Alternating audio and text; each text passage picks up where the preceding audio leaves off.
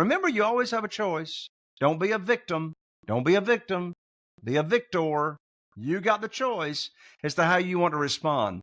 So what leads me to always being resilient, no matter what happens, is the following formula. And here's the formula that will dictate your future. E plus R equals O.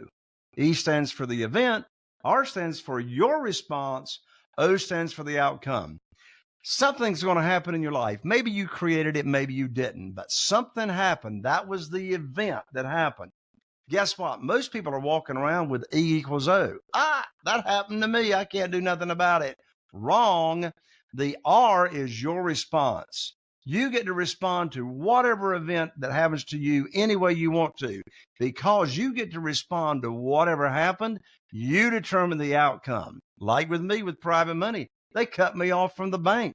What was my response? I found a better way by asking the question, who can help me with my problem?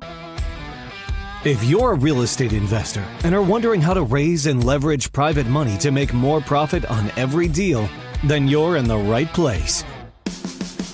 On Raising Private Money, we'll speak with new and seasoned investors to dissect their deals and extract the best tips and strategies to help you get the money, because the money comes first. Now here's your host, Jay Conner. What I'll tell you is the bigger the check size, the harder the sell. Just like Jay's saying, if it's a bank and they're giving you $10 million, it's probably going to have a lot of red tape, a lot of procedure, and you're going to be a function of the market, right? It's a commodity. If you're talking about a family office, maybe they're giving you a 10 million check. Well, they're going to have a lot of diligence there, and they may be courting 4 or 5 other investments before they say yes or no to you at the last minute. So, it's just very finicky. And then you get all the way down to, varying degrees of individuals, and it becomes a lot more of the know, like, trust triangle that we talk about, where first they got to know you. They got to know who you are, which goes into network equals net worth. If you don't know anybody, you're not going to raise money from anybody. And as they get to know you, people do business with people they like. They don't do business with people they don't like, right? So you develop the like. And eventually, as Jay has mentioned, you're teaching along the way. And then eventually you build interest, and that trust factor starts to show up. I'm asking myself, who can help me with my problem? Well, I immediately thought of Jeff Blankenship, a good friend of ours. He lived in Greensboro, North Carolina at the time. I called him up. He said, welcome to the club, Jay. I said, what club? He said, the club of having your line of credit shut down. They just shut me down last week. I said, well, how are you funding your real estate deals? He said, you ever heard of private money? I said, no. He said, you ever heard of self-directed IRAs? I said, no. So I put on my learning cap and I studied very, very quickly what private money is, didn't know what it was, learned about self-directed IRAs, and I was able to attract, without selling anybody anything, I was able to attract $2,150,000 in less than 90 days from individuals that I have a connection with. You're listening to the Real Estate Runway podcast, powered by Quattro Capital, where we are all about alternative business and investment strategies to help you amplify life and maximize wealth. Here's your host, the recovering engineer turned multifamily investor, Chad Sutton.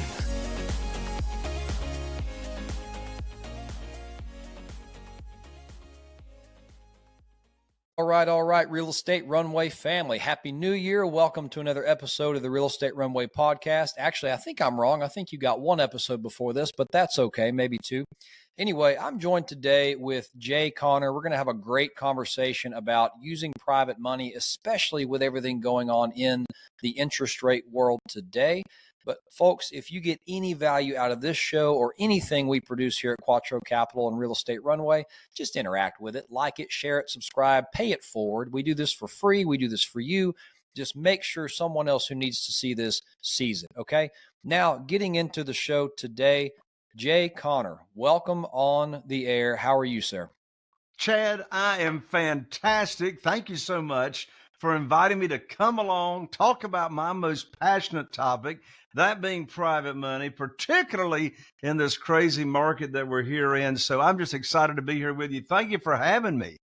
Absolutely. It's an honor to have you here. And I always love having people who have lived through the 08, 09 time and are living through today, because there's great comparisons and lessons to be learned, especially for everyone who's, not been through a cycle or two yet. So glad to have you on.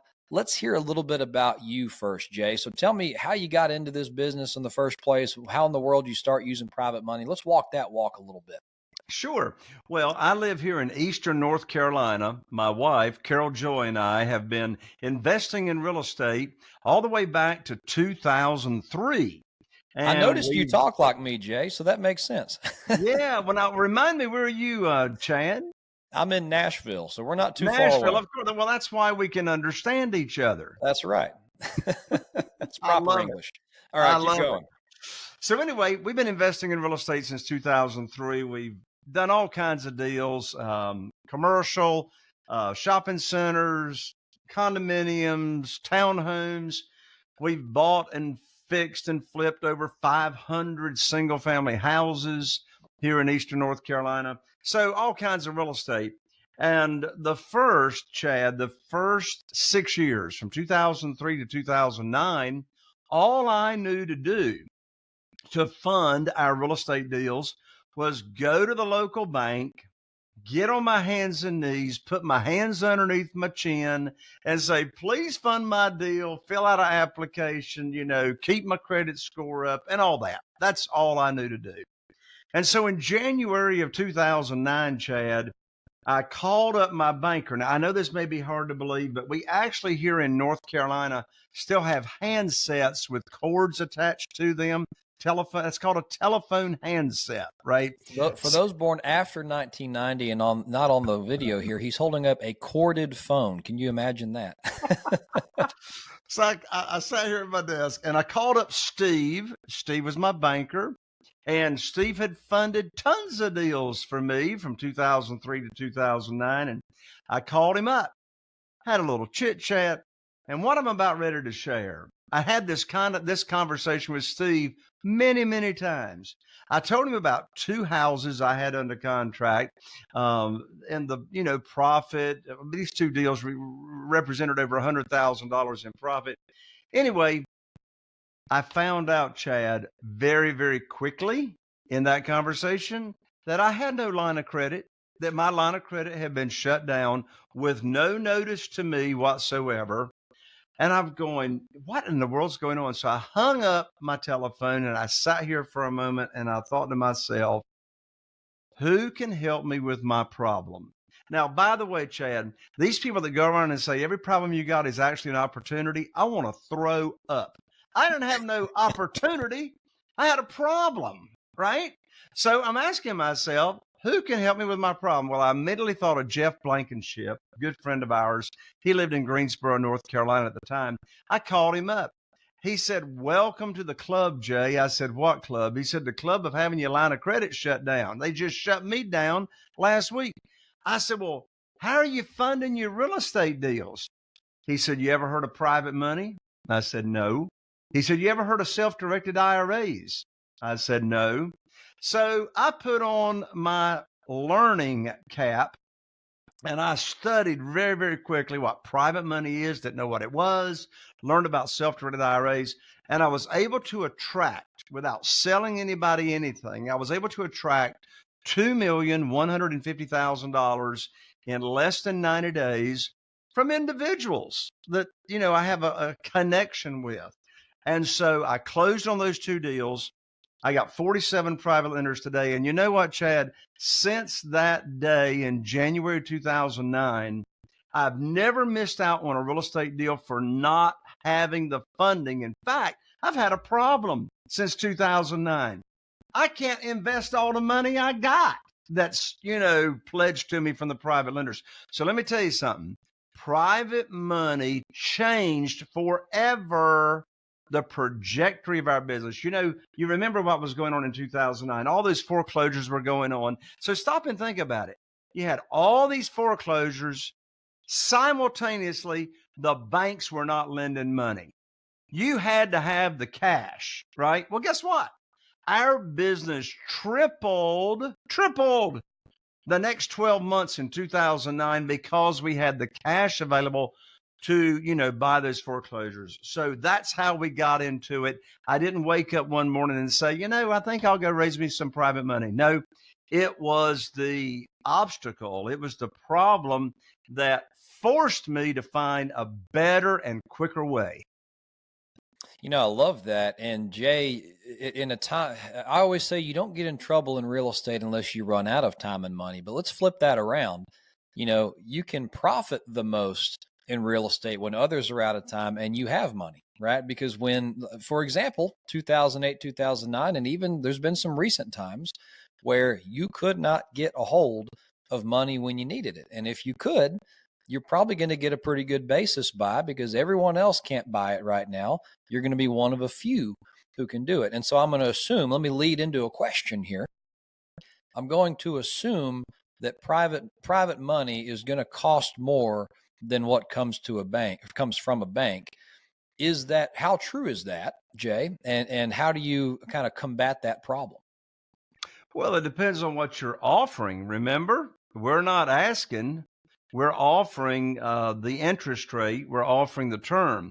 So in today's market, it's crazy.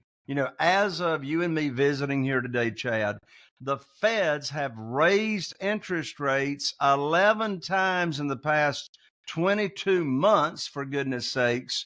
And you know what's interesting?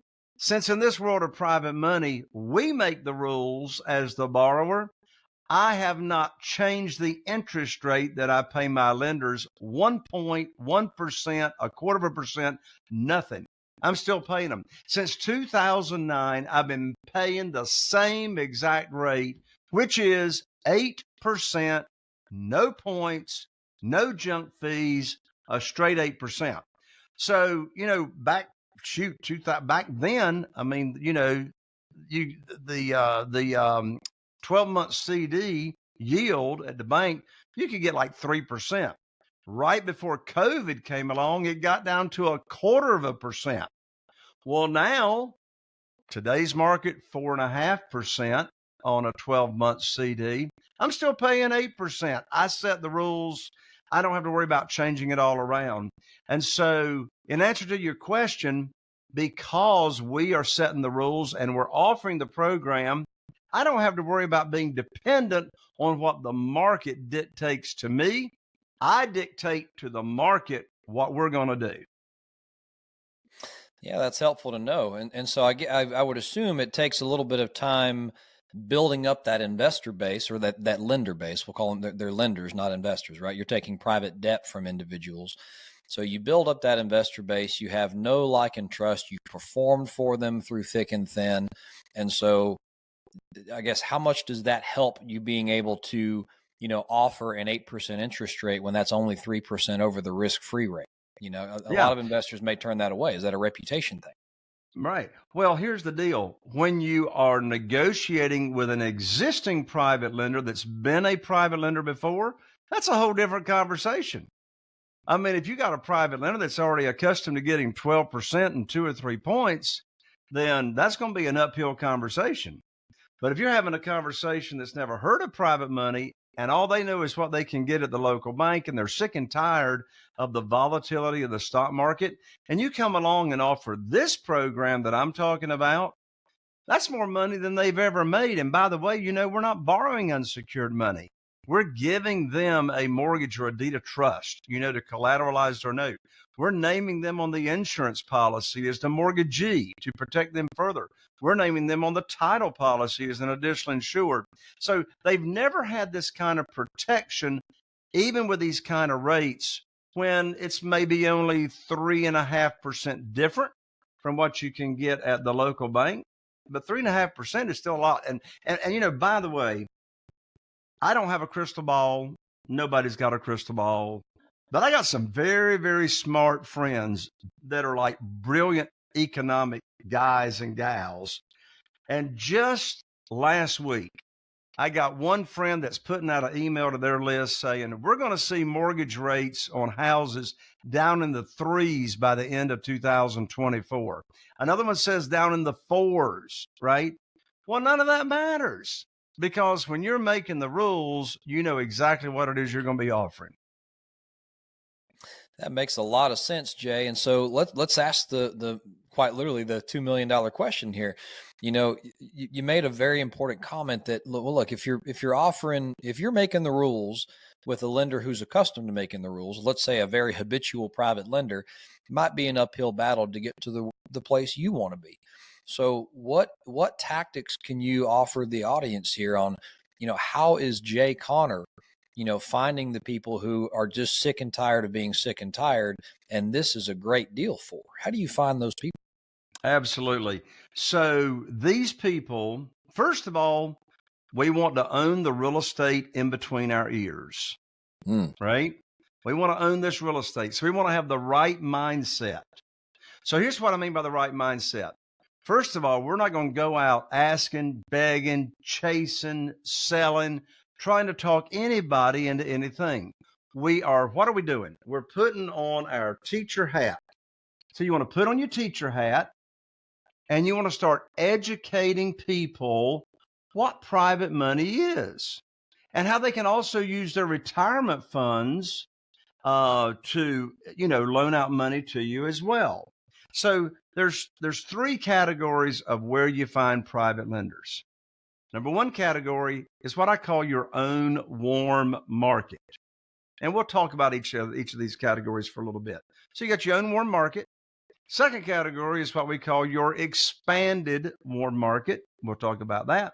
And the third category are existing private lenders, people that are already out there, loaning money.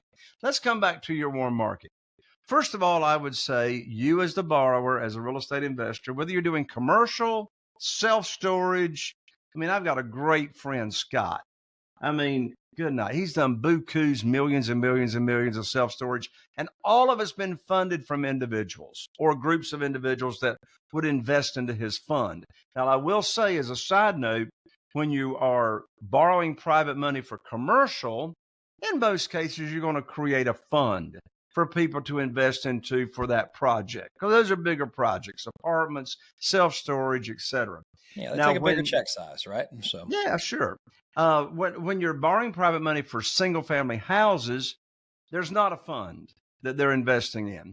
All those are what we call one-offs. And what in the world is a one-off? A one-off means if you're investing in a single family house, you have a private lender or maybe two. You can have more than one private lenders funding a deal. So you have a private lender or a couple of private lenders that are funding that single family house. You don't need a fund for that. The SEC could care less about that situation, right?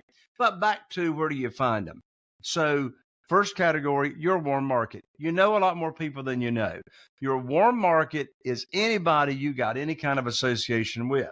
They're in your cell phone. They're on your email list. It's social media. It's Facebook. It's LinkedIn. It's who you go to church with. It's who you play poker with on Thursday night. It's who you play golf with. It's the Kiwanis Club. It's the Rotary Club, etc. So who do you have association with? And you have already some level of like, trust, credibility with, right? So that's the first category of warm market. Now, in the warm market, I teach 5 steps of how to go from just having a contact that you already have to having funding pledged for your deals. By the way, as another important side note, that's how we don't chase. We separate the conversations between teaching what private money is to people in our warm market and the program that we offer. What's the interest rate? What's the frequency of payments? What's the term? How they can get their money back, with an emergency or whatever. So we teach the program without pitching a deal. Then after they're in and they love the program and we know how much they've got to loan out, now we call them up with what we call the good news phone call. The good news phone call is not asking anybody. Remember, we're not asking. We're not asking anybody if they want to fund a deal. We give them the good news phone call with, I can now put your money to work. I got a deal in Newport, after repaired value $200,000, funding requires $150,000. I know they got $150,000. They already told me. And closing is next Thursday. You need to have your funds wired next Wednesday. I'm not asking them if they want to fund the deal. Of course they want to fund the deal, particularly if they've already moved their retirement funds over to a self-directed IRA company that I recommended. They ain't making any money until I put the money to work. Back to where you find these people. So your warm market, right? I teach you how to make your list. I call it your top 40 potential private lenders from your warm market, right? So you make your list. By the way, who should be at the top of your list? I can tell you who should be at the top of your list. People that are retired. Hello, hallelujah. Like retired people, there's probably a good chance they got retirement funds. Probably so. So you make your list. And anyway, got 5 steps on getting to the funding. So your warm market, where else do you find these people? By the way, these are normal people. We're not talking about going to a family office to raise $10 million or $20 million for a project. We're not talking family offices. We're talking about regular, ordinary people, right? So the second category is what we call your expanded market. Well, what in the world is expanded market? Well, Chad, I know you'll agree, and your audience and your listeners will agree. There's a direct correlation between your network and your net worth. So how can you grow your network very, very quickly, right? Well, it's called getting involved in your local community if you aren't already. Rotary, Business Networking International, for goodness sakes.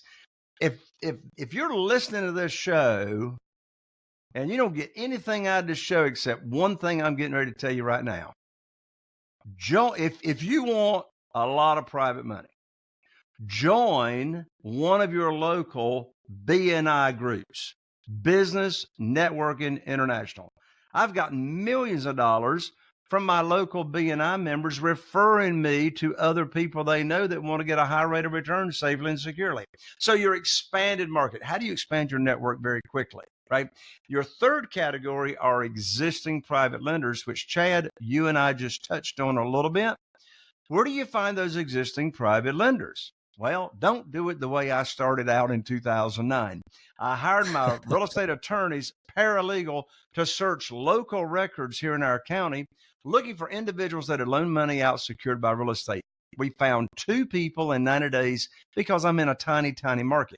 Our market's only 40,000 people. I only do 2 to 3 deals a month, but our average profit is $78,000 per deal. I don't say that to brag.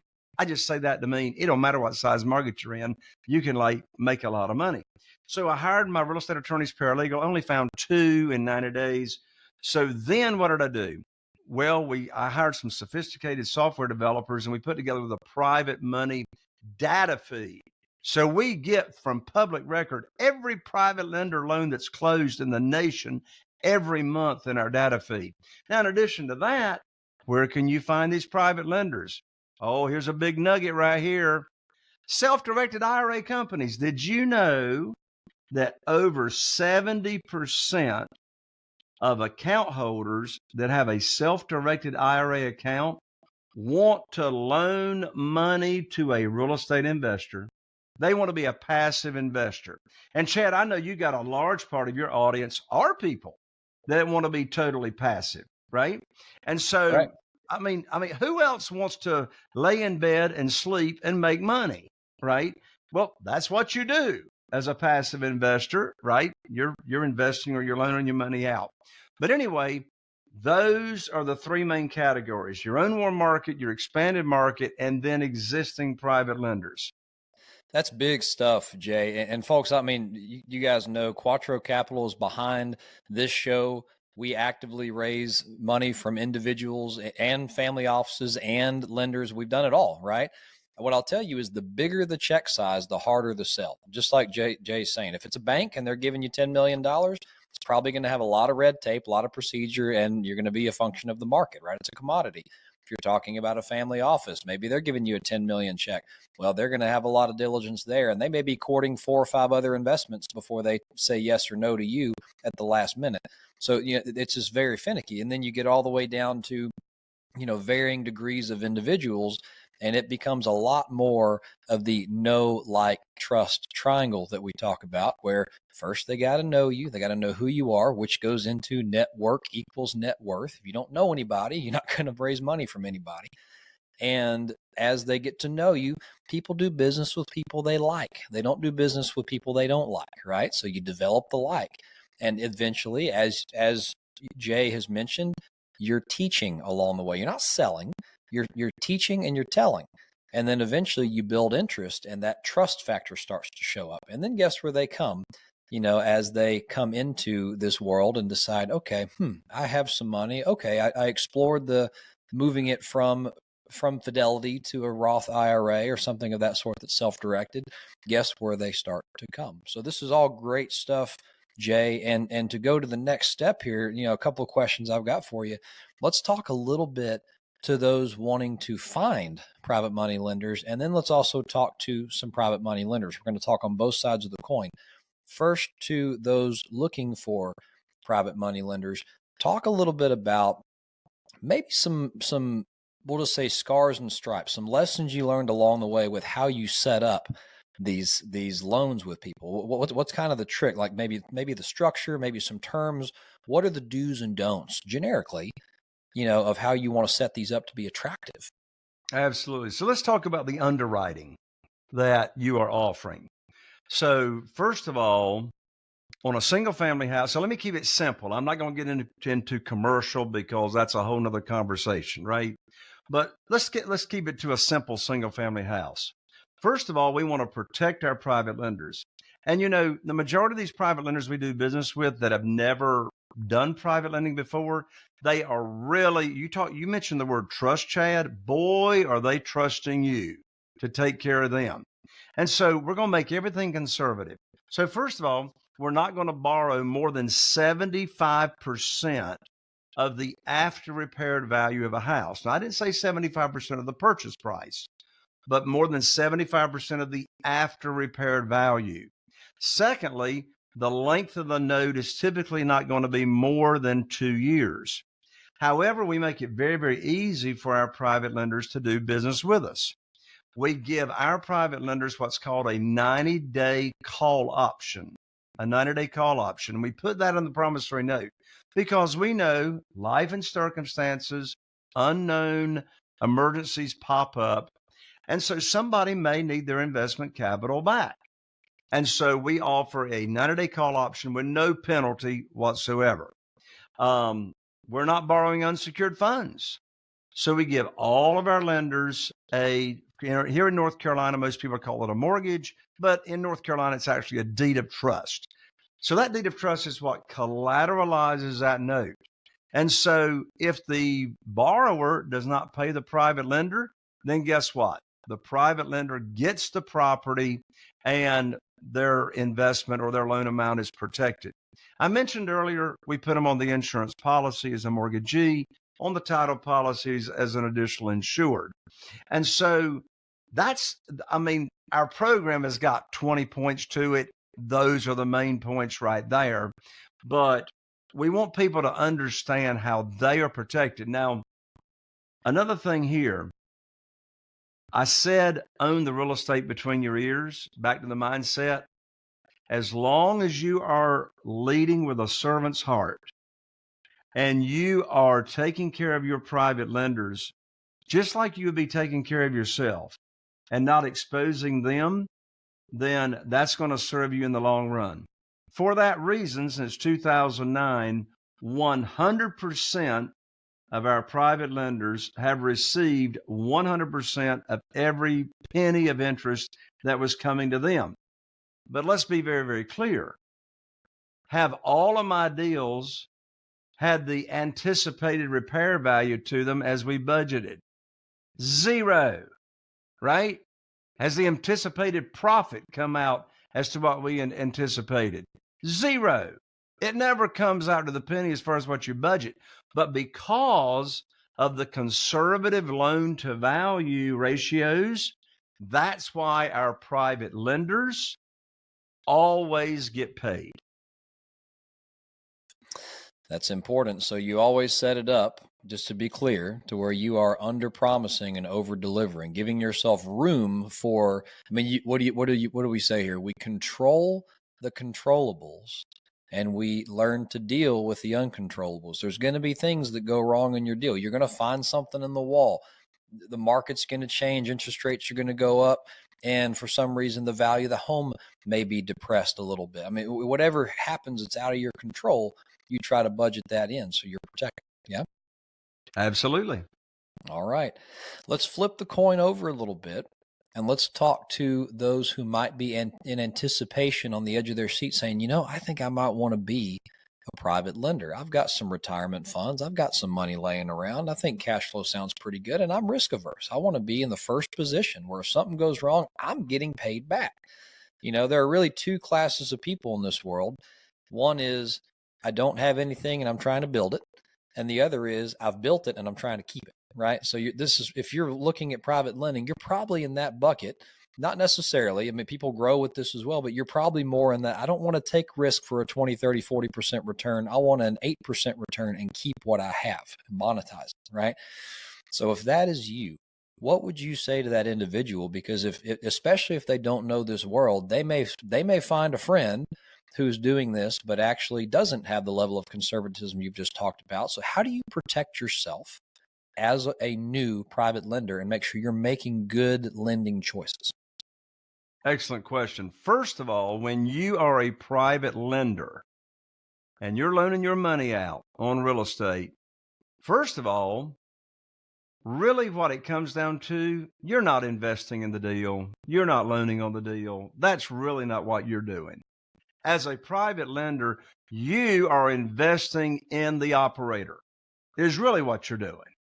You are loaning money based on how well do you believe, regardless of the protections that are in place.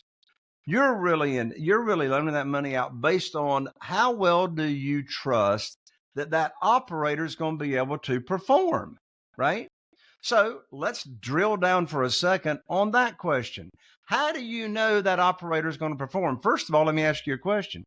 How do you know the operator? Right? How do you know the operator? Right? Number two, how much experience does your operator have? Right? Is your operator doing their first deal and using your money on their first deal? Now, at the end of the day, and here's a writer downer, if the real estate investor, if the operator, if the borrower does not perform, if they don't pay you, the property does, right? If they don't pay you, the property does, which means you get the property. But nonetheless, you don't want the property, for goodness sakes. You don't want the property, or you wouldn't be a passive, investor by loaning out. Buy it yourself. You buy it yourself if you wanted the property, right? But of course, you've got that protection there. So first of all, how do you know the operator? Why do you trust that operator? Now, I've got a ton of private lenders that I had never met until a current private lender introduced me to them. So I had already performed and proved my performance over time, and now the referrals. So if you have been referred to an operator, to a real estate investor such as myself, by another private lender that's had a good experience, then that's a pretty good, trustworthy referral, right? If you've been referred. If you're getting a piece of direct mail, or you're getting a social media text, or you're watching somebody on Facebook talk about the deals they're doing, and that's the only way you know them, beware. Beware. Because the social media world is full of what, right? So you want to just really answer that question. How do I know the operator? What kind of experience do they've got? Number three, do not pass go. Do not collect $200. Never loan money unsecured. Do not loan money with a promissory note, right? You're either going to be investing in a fund that the SEC attorney has put together that's, raising money for a larger project, or if it's a single family house, you're getting a mortgage back in what you're what you're loaning out, and the promissory note. And make sure, for goodness sakes, oh my land, so many horror stories I've heard, Chad. For goodness sakes, make sure the deal is closed by professionals, right? Oh, goodness. Hadn't thought of You that know, one. I mean, you would think You would think. everybody, Take you it for would granted. think, you would Yeah. think everybody would know I'm not writing a check directly to the borrower. You never do that. Never, never, never, never write a check or wire money directly to the borrower. No, the money that you're investing or loaning is sent to the closing agent or whoever it is that's running the fund. But you send it like on a single family house, the funds are wired to the trust account, and then no monies are distributed until after closing has taken place and everybody's, protected, right? Those are the top things that come to mind, right? Know who you're doing business with, closings by professionals. Make sure you're named on the insurance policy. Make sure that you're named on title policy if it's a single family house. And, I don't care how much you trust somebody, you want it in writing. My dad, who just turned 90 years old and is in the middle of a 325 housing development and got it a third built out, he learned a very, very important business real estate lesson when he was in his 20s. I'm not going to tell the story right now, but here's what it all comes down to. When it comes to real estate, yeah, you want to trust who you're doing business with, but the only thing that matters is what's in writing. Couldn't have said that better myself. And folks, I have loaned and invested money, and people have loaned and invested money with me within my own blood family. And we put everything in writing because you know what? Two things happen. 2 years down the road, 3 years, 4 years down the road, everyone gets amnesia in their favor. That's usually how it works. That's a writer downer right there. They get amnesia in their favor. Yep, I'm writing that down. They're going to remember it more in their benefit. And you just don't want any temptation for wrongdoing. If it's written down, you don't have to worry. If it's consummated by a contract, all right? Now, folks, we're going to take this. We could talk about this stuff all day. What I'm going to tell you is Jay cannot teach everything he knows in a 30-minute podcast. So we're going to talk a little bit about some of the stuff he has available for you in just a moment. But Jay, before we do, what is your superpower? Could be in life or business, and how does it serve you well? My superpower is resilience. So you mentioned it, Chad. I mean, problems are going to come along, unexpected things are going to come along. I don't care what you're doing, right? And so when the problem comes along, it's like the story I shared. The bank cut me off. Well, I had a choice. Remember, you always have a choice. Don't be a victim. Don't be a victim. Be a victor. You got the choice as to how you want to respond. So what leads me to always being resilient, no matter what happens, is the following formula. And here's the formula that will dictate your future. E plus R equals O. E stands for the event. R stands for your response. O stands for the outcome. Something's going to happen in your life. Maybe you created it, maybe you didn't, but something happened. That was the event that happened. Guess what? Most people are walking around with E equals O. That happened to me. I can't do nothing about it. Wrong. The R is your response. You get to respond to whatever event that happens to you any way you want to. Because you get to respond to whatever happened, you determine the outcome. Like with me with private money, they cut me off from the bank. What was my response? I found a better way by asking the question, who can help me with my problem? And notice what Jay did there. I don't know if he even realizes he did it, but he didn't turn it to a closed-minded question of why is this happening to me? It's what can I do about it? When you train yourself to ask a solution-oriented, open-ended question, as your reaction, I love what you said, E plus R equal O. When an event E happens, your reaction should not be to ask yourself, why is this happening to me, and accept the outcome. It should be to ask yourself, what can I do about it? And that gets your wheels turning. It opens the doors. I love that, Jay. So let's flip the coin over here. biggest failure, life or business? And feel free to tell your father's story if it's most appropriate here. Well, I'll keep it to real estate. My biggest failure, first of all, that's a hard question to answer because I've had a lot of big failures, right? I've discovered in my 63 years of being on this planet Earth, I just got to screw it up really royal before I really learn how to do it. So so biggest failure or biggest lesson learned as it regards real estate. So this goes all the way back to 2005.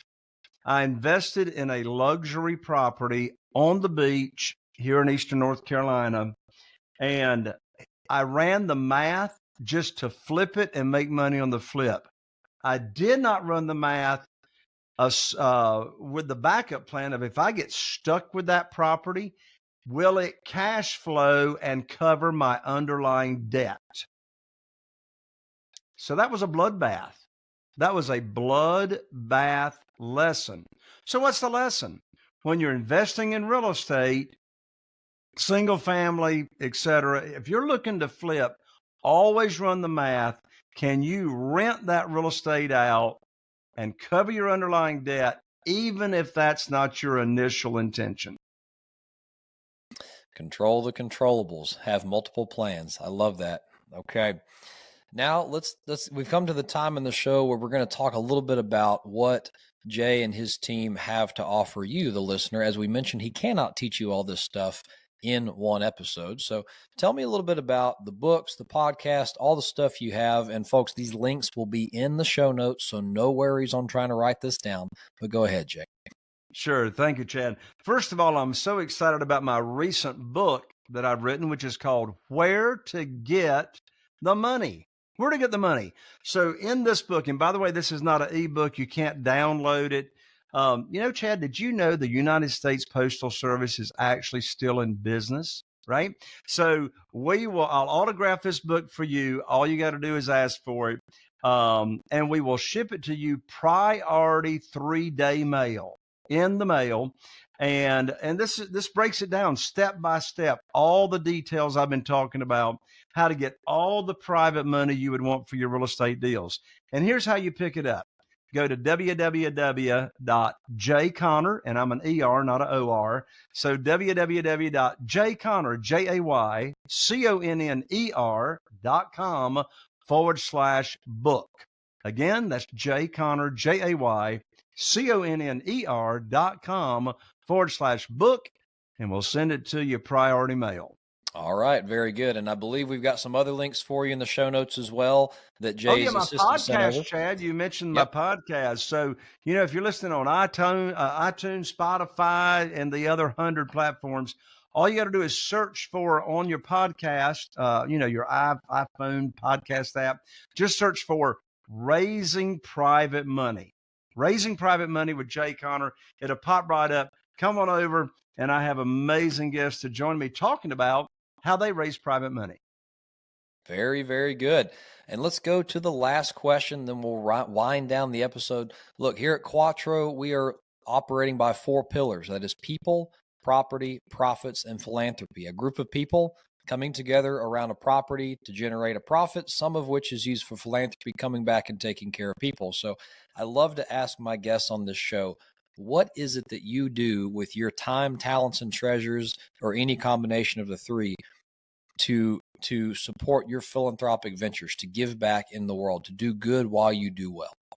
I'm glad you asked. Our motto for this year is make more in 24 to bless more in 24.